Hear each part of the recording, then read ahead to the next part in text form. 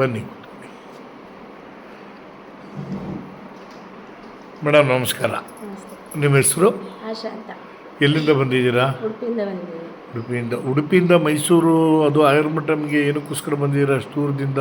ನನಗೆ disc problem ಇತ್ತು, ಒಂದು 15 ವರ್ಷದಿಂದ ಇತ್ತು. 15 ವರ್ಷದಿಂದ ಡಿಸ್ಕ್ ಪ್ರಾಬ್ಲಮ್? ಹೌದು.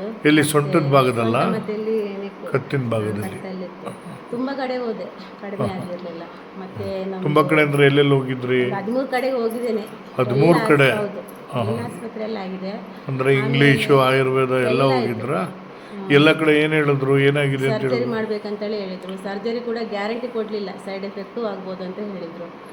ಅದಕ್ಕೆ ಆಮೇಲೆ ಸ್ವಲ್ಪ ಸುಮ್ಮನೆ ಇದ್ದು ಆಯುರ್ವೇದಿಕ್ಕೆ ಮಾಡ್ತಿದ್ದೆ. ಮತ್ತೆ ಲಕ್ಷ್ಮೀ ಪ್ರಸಾದ್ ಅಂತ ಉಡುಪಿಯಲ್ಲಿದ್ದಾರೆ, ಅವರು ಕೂಡ ಹೇಳಿದ್ರು. ಮತ್ತೆ ಹಸ್ಬೆಂಡು ಯೂಟ್ಯೂಬಲ್ಲೆಲ್ಲ ನೋಡಿಬಿಟ್ಟು ಇಲ್ಲಿ ಬಂದ್ವಿ. ಮೊದಲಿಗೆ ಒಂದು 15 ದಿವಸದ ಮದ್ದು ತಗೊಂಡ್ಬಿಟ್ಟು ಸ್ವಲ್ಪ ಕ್ಯೂರ್ ಆಯಿತು. ಆಮೇಲೆ ಈಗ ಪರವಾಗಿಲ್ಲ. ಈಗ ಎಷ್ಟು ದಿನದ ಮುಂಚೆ ನೀವು ಇಲ್ಲಿ ಬಂದಿದ್ದಾಗಾದ್ರೆ?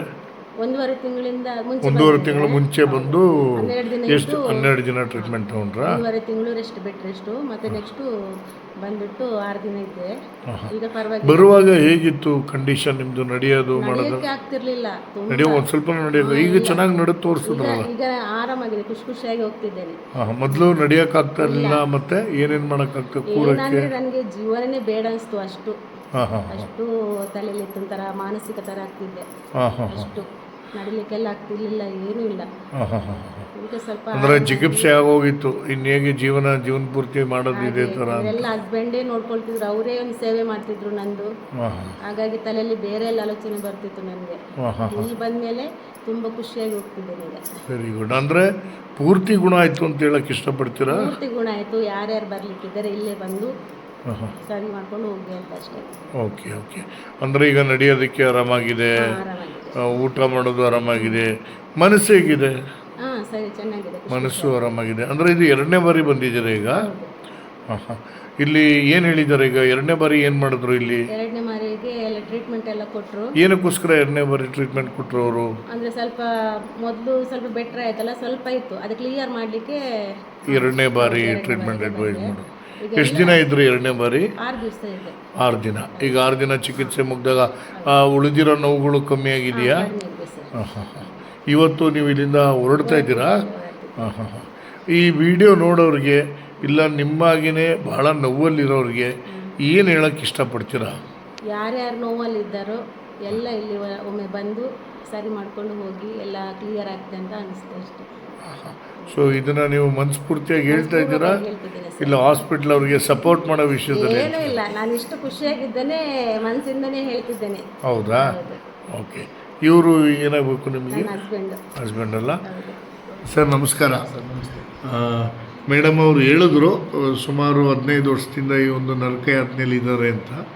ಈ 15 ವರ್ಷ ನಿಮ್ಮ ಅನುಭವ ಹೇಗಿತ್ತು ಸರ್? ಅದು ಹೇಳಿ ಪ್ರಯೋಜನ ಇಲ್ಲ. ನನಗೆ ಆ ಕಡೆ ಕೆಲಸನೂ ಇಲ್ಲ, ಹೋಗ್ಲಿಕ್ಕಾಗಲ್ಲ. ಈ ಕಡೆ ಮನೆಯಲ್ಲಿ ತುಂಬ ಪ್ರಾಬ್ಲಮ್ ಆಗ್ತದೆ. ಆ ವಿಷಯದಲ್ಲಿ ನಮಗೆ ಮಕ್ಕಳಿದ್ದು ಸಹ ಟ್ರೈ ಮಾಡಲಿ ವಿಶ್ವರಿಗೆ. ಅಯ್ಯೋ, ತುಂಬ ಪ್ರಾಬ್ಲಮ್ ಆಗಿದೆ. ಅದು ಅವಾಗ ಮದುವೆ ಆಗಿ ಒಂದು ಸ್ವಲ್ಪ ದಿನಗಳಿಂದ ಶುರುವಾಗಿದ್ದ? ಆಮೇಲೆ ಎಲ್ಲೆಲ್ಲಿ ತೋರಿಸಿದ್ರಿ? ಸುಮಾರು ಕಡೆ ಕರ್ಕೊಂಡು ಹೋಗಿದ್ರಿ? ಸುಮಾರು ಕಡೆ ಕರ್ಕೊಂಡು, ಮಣಿಪಾಲ್ ಹಾಸ್ಪಿಟಲ್, ಮತ್ತು ತೀರ್ಥಹಳ್ಳಿ, ಮತ್ತು ಬೆಳ್ತಂಗಡಿ, ಮತ್ತು ಪುನಃ ಮಣಿಪಾಲ ಇನ್ನೊಂದು ಹಾಸ್ಪಿಟಲ್ ಇತ್ತು, ಆಯುರ್ವೇದಿಕ್ ಹಾಸ್ಪಿಟಲ್, ಮತ್ತು ಹೈಟೆಕ್, ಆದರ್ಶ್, ಎಲ್ಲ ಹಾಸ್ಪಿಟಲ್ ಉಡುಪಿಯಲ್ಲಿ ಯಾವ ಹಾಸ್ಪಿಟಲ್ ಉಂಟು ಅಲ್ಲಿಗೆಲ್ಲ ಹೋಗಿದ್ವಿ. ಪೂರ್ತಿ ಹಾಸ್ಪಿಟ್ಲಿಗೆ ಹೋಗಿದ್ದೀರ? ಅಲ್ಲೆಲ್ಲ ಏನು ಹೇಳಿದ್ರು, ಏನೇನು ಚಿಕಿತ್ಸೆ ಕೊಟ್ಟರು?